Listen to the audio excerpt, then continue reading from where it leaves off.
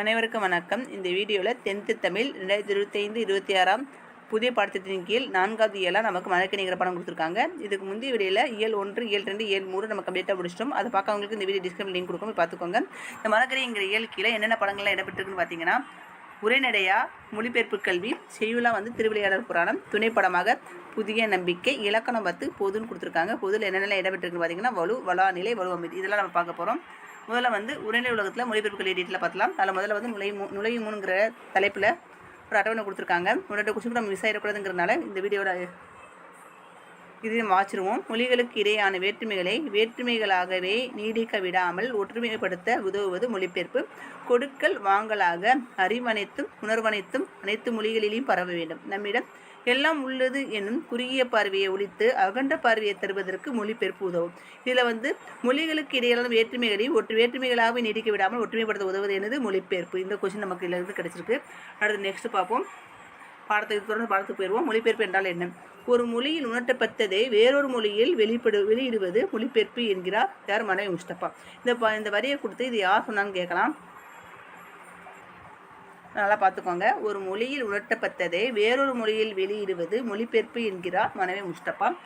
ஒரு மொழி வள பெறவும் உலகத்தோடு உறவு கொள்ளவும் மொழிபெயர்ப்பு இன்றியமையாதாகும். உலக நாகரிக வளர்ச்சிக்கும் பொறியியல் மேம்பாட்டிற்கும் மொழிபெயர்ப்பு ஒரு காரணமாகும். இந்த வரியை சொன்னது யாருன்னு கேட்டிங்கன்னா, மு.கு. ஜெகநாதன். ஒரு மொழி வளம் பெறவும் உலகத்துடன் உறவு கொள்ளவும் மொழிபெயர்ப்பு இன்றியமையாதாகும். உலக நாகரிக வளர்ச்சிக்கு பொறியியல் மேம்பாட்டிற்கும் மொழிபெயர்ப்பும் ஒரு காரணமாகும். இந்த வரியை சொன்னது மு.கு. ஜெகநாதன். அடுத்து மொழிபெயர்த்தல் என்ற தொடரை தொல்காப்பியர் மரபியலில் குறிப்பிட்டுள்ளார். கேட்கலாம், மொழிபெயர்க்கிற தொடர் எதில் இடம்பெற்றிருக்குன்னு கேட்கலாம். தொல்காப்பியர் மரபியலுங்கிற இதில் சொல்லியிருக்காரு. அப்புறம் சின்னமனூர் செப்பீடு சங்க காலத்திலே தமிழில் மொழிபெயர்ப்பு மேற்கொள்ளப்பட்டதை புலப்படுத்துது. சங்க காலத்தில் தமிழில் மொழிபெயர்ப்பு மேற்கொள்ளப்பட்டதை புலப்படுத்துவது எந்த செப்பீடுன்னு கேட்கலாம். சின்னமனூர் செப்பீடு. அடுத்து இங்கே மேலே பாருங்கள். டேனிஷ் கிறிஸ்துவ நிறுவனத்தால் 1923ஆம் ஆண்டு தரங்கம்பாடியில் மொழிபெயர்த்து அச்சுறுக்கம் பெற்ற தமிழ் நூல். இந்த நூல் கொடுத்துருக்காங்க, மேலே கொடுத்துருக்காங்களே. இந்த நூல் டேனிஷ் கிறிஸ்துவ நிறுவனத்தால் 1923ஆம் ஆண்டு தரங்கம்பாடியில் மொழிபெயர்த்து அச்சுருவாக்கம் பெற்ற தமிழ் நூல்.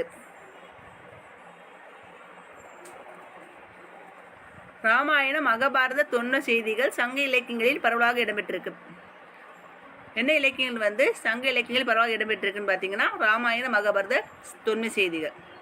அடுத்து பெருங்கதை, சீவக சிந்தாமணி, கம்பராமாயணம், வில்லிவாரணம் உள்ளிட்ட சில காப்பியங்களும் வடமொழி கதைகளை தழுவி படைக்கப்பட்டவை. வடமொழி கதைகளை தழுவி படைக்கப்பட்ட நூல்கள் என்னென்னு பார்த்தீங்கன்னா, Perungathai, Seevaka Chintamani, Kambaramayanam, Villibharatham. Exam point of வியூவில் நம்ம வரிவரியாக பார்த்துட்டு போகிறோம். அதனால் இம்பார்ட்டண்டான பாயிண்ட் நான் மார்க் பண்ணியிருக்கேன். அதை மட்டும் நான் சொல்லிட்டு போகிறேன். சாகித்ய அகாடமி, தேசிய புத்தக நிறுவனம், தென்னிந்திய புத்தக நிறுவனம் ஆகியவற்றின் மூலம் செய்யப்பட்டன. அதாவது இந்த மொழிபெயர்ப்பு முயற்சியெல்லாம் எந்தெந்த அகாடமி செஞ்சுருக்குன்னு பார்த்தீங்கன்னா, சாகித்ய அகாடமி, தேசிய புத்தக நிறுவனம், தென்னிந்திய புத்தக நிறுவனம். புக்கில் இந்த மாதிரி கட்டம் போட்டிருக்கிறதுலாம் ரொம்ப இம்பார்ட்டன்ட். அதை மட்டும் மிஸ் பண்ணிடாமல் படிச்சிருங்க. எக்ஸிபிஷன்னா என்னதுன்னா, காட்சி, பொருட்காட்சி. ஈஸ்ட் இந்தியன் ரயில்வேஸ்னா இரும்பு பாதை. ரீவோலிசேஷன்னா புரட்சி. ஸ்ட்ரைக்னா தொழில் நிறுத்தம், வேலை நிறுத்தம். இது பாரதியுடைய மொழிபெயர்ப்பு. ஜெர்மன் மொழியில் மொழிபெயர்ப்பின் மூலமாக அறிமுகமான ஷேக்ஸ்பியர் அந்நாட்டு படைப்பாளர் மொழியை கொண்டாடினாங்க. கேட்கலாம், ஷேக்ஸ்பியர் எந்த நாட்டு மொழியில் மொழிபெயர்ப்பு செஞ்சார்னா ஜெர்மன் மொழியில். 18ஆம் நூற்றாண்டு வரை வடமொழி நூல்கள் பல தமிழில் ஆக்கப்பட்டன. எந்த நூற்றாண்டு வரை வடமொழி நூல்கள் தமிழில் ஆக்கியிருக்காங்கன்னா 18ஆம் நூற்றாண்டு வரை. ஆங்கில வருகைக்கு பின் ஆங்கில நூல்களும் ஆங்கில வழியாக பிற ஐரோப்பிய மொழி நூல்களும் அறிமுகமாயிடுச்சு. ரவீந்திரநாத் தாகூர் வங்க மொழியில் எழுதிய கவிதை தொகுப்பு கீதாஞ்சலி ஆங்கிலத்தை மொழிபெயர்த்த பிறகு அவருக்கு நோபல் பரிசு கிடைச்சிருக்கு. அதில் மகாகவி பாரதியாரும் அவர் கவிதைகள் ஆங்கில மொழிபெயர்த்திருந்தாலும் அவரும் உலக அளவில் உயரிய விருதுகள்லாம் வாங்கியிருப்பார் அப்படின்னு கருத்தை சொல்லியிருக்காங்க. இந்த வரியில் ரவீந்திரநாத் தாகூருடைய எந்த நூல் ஆங்கிலத்தை மொழிபெயர்க்கப்பட்டதுன்னு பார்த்தீங்கன்னா கீதாஞ்சலி. எந்த நூலுக்கு நோபல் பரிசு கிடைச்சிச்சுன்னு கேட்டாலும் கீதாஞ்சலி. இப்போ நேரடி மொழிபெயர்ப்பான நூல்கள் என்னென்னு பார்த்தீங்கன்னா, French, German, Africa, Latin America முதலிய நாடுகளின் நூல்கள் இன்று கிடைக்க தொடங்கப்பட்டிருக்கு. நல்ல பயனை நலிக்கும் என எதிர்பார்க்கலாம் சொல்லியிருக்காங்க. என்னென்ன நூல்கள் நேரடி மொழிபெயர்ப்பாக இருக்குன்னு பார்த்தீங்கன்னா, France, German, Africa, Latin America இந்த நூல்கள்லாம் நேரடி மொழிபெயர்ப்பாக இருக்குது. அப்புறம் கேமல் அப்படிங்கிறதா என்ன, அதுக்கு என்ன மீனிங் பார்த்தீங்கன்னா, வடம்னா கயிறுன்னு அர்த்தம். இது ஒட்டகம் 2 மீனிங் இருக்குது.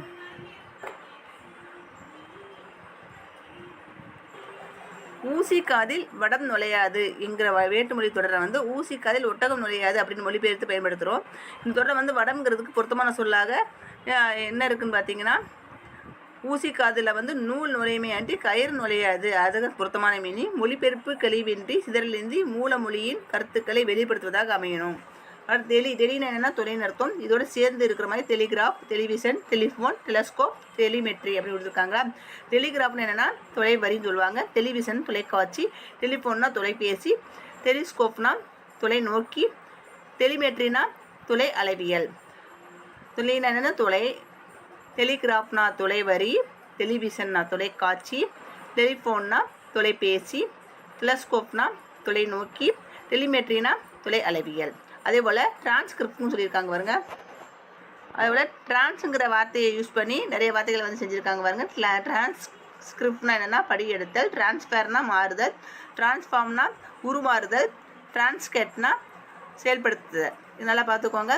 கேட்கலாம் இந்த வார்த்தைகளை கொடுத்து இதுக்கு என்ன மீனிங் மாதிரி கேட்கலாம், பார்த்துக்கோங்க. அடுத்து நெக்ஸ்ட்டு இதில் முக்கியமானது ஒன்று இல்லை. அடுத்து இந்த கட்டத்துக்குள்ள பார்த்துருவோம். ராகுல் சங்கிருதயான் 1942ஆம் ஆண்டு ஹிஜ்ராபாக் அப்படிங்கிற மத்திய சிறையிலிருந்து வால்காவிலிருந்து கங்கை வரைங்கிற நூலை இந்தி மொழியில் எழுதினார். எப்போன்னு பார்த்தீங்கன்னா 1949ஆம் ஆண்டு. இந்த நூலை வந்து முத்தையாங்கிறவர் வந்து தமிழை மொழிபெயர்த்திருக்காரு. இன்று வரைக்கும் வால்காவிலிருந்து கங்கை வரைங்கிற தமிழ் நூலை வந்து விரிவு படிக்கும் நூலாக தான் இருக்குது. இதுவரையில் வந்து பல பதிப்புகள் வெளிவந்திருக்கு. யார் எந்தெந்த வருஷத்தில் இதை வந்து மொழிபெயர்த்திருக்கான்னு பார்த்துருங்க.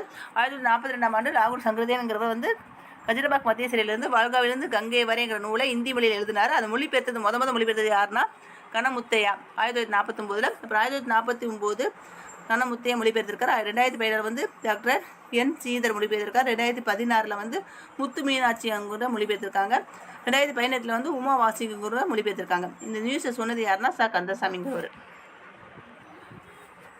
இதுலேருந்து என்னென்ன கொஸ்டின்லாம் கேட்கலான்னு பார்த்தீங்கன்னா, வால்காவிலிருந்து கங்கை வரைங்கிற நூலை இந்தி மொழியில் எழுதுனது யாருன்னு கேட்கலாம். ராகுல் சங்கிருதயான் 1942ஆம் ஆண்டு. அதே போல் இது முத மொழிபெயர்த்தவர் யாருன்னு கேட்கலாம். கனமுத்தையா 1949ஆம் ஆண்டு இந்த நூலை வந்து தமிழ் மொழியில் மொழிபெயர்த்திருக்காரு. அப்புறம் 2007 யார் மொழிபெயர்த்தான்னு கேட்டிங்கன்னா ஸ்ரீதர், முத்து மீனாட்சி 2 பேரும் மொழிபெயர்த்திருக்காங்க. 2018 வந்து உமா வாசிக்கு மொழிபெயர்த்திருக்காங்க. இந்த நியூஸ் மொழிபெயர்ப்புங்கிற இந்த நியூஸை யார் சொல்லியிருக்காங்க கந்தசாமி. இந்த மாதிரி கொஸ்டின் கேட்கலாம். அடுத்து நெக்ஸ்ட்டு